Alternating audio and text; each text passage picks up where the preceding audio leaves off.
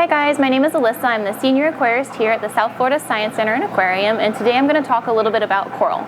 For starters, coral is not a plant and it's not just a pretty rock. It is actually an animal. Coral belongs to the same phylum as jellyfish and anemones. Coral itself is made up of hundreds of little organisms called polyps.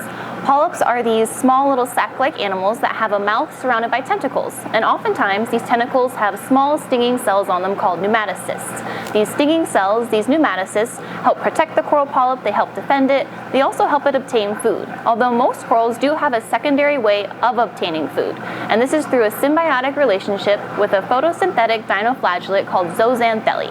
A symbiotic relationship is a relationship in which both individuals, both organisms, receive something beneficial from that relationship.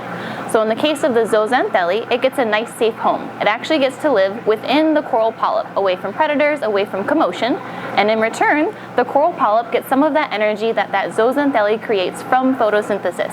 Interestingly enough as well, most stony coral actually receive most of their coloration from the zooxanthellae. Without zooxanthellae, a lot of our stony corals would be this kind of stark white color, which is why when corals get stressed, they will sometimes actually expel their zooxanthellae. The individual coral polyps will spit it out, and it leaves behind this white kind of skeletal structure. That skeletal structure is made up of something called calcium carbonate, and the little coral polyp actually creates this structure. It surrounds itself in it to give it some protection and some support.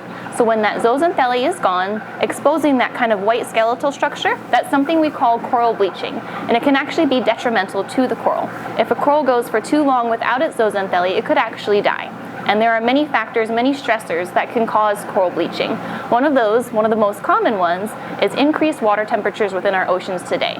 And coral bleaching in general is just one of the many factors that are affecting corals negatively today. There's many natural factors, even anthropogenic factors. Anthropogenic factors are human-caused factors, so that's things like pollution, things like overfishing, destructive fishing practices, even destructive diving and boating practices can harm coral, and it's harming coral all around the world today. We're losing our coral. And if you're wondering why that matters, maybe you're sitting at home, you're not even near an ocean, you maybe don't even know how to swim, I'll tell you why. Corals, just to put it into perspective, only cover 1% of our entire ocean floor. 1%. And most of our planet is ocean, so that's not very much. But within that 1% lies 25% of all marine life. 1/4 of all known marine life depends on this 1% of coral. That's amazing. And coral reefs and all marine life really is interconnected. That means that each individual step, no matter where it is on the hierarchy, really depends on all of the steps being beneficial in order for its overall survival. So if we see a coral collapse, we're likely going to see a total marine system collapse. And if you're still wondering why that matters, take a deep breath. We all like breathing. It's nice. But oceans actually provide more oxygen than all of the Amazon rainforest put together. So we really do need a healthy ocean in order for even our survival. And there's things we can even do from home to help, especially since we're all probably home a little bit more than we used to be now, maybe binge watching too much Netflix. But if you want to switch gears, maybe watch something a bit more educational, there's an excellent documentary actually called Chasing Coral.